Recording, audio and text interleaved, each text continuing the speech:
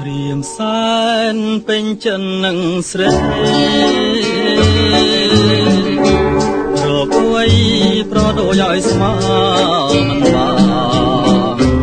សែនរំធនស្រយន់ហងបានតាំងពីរៀមបា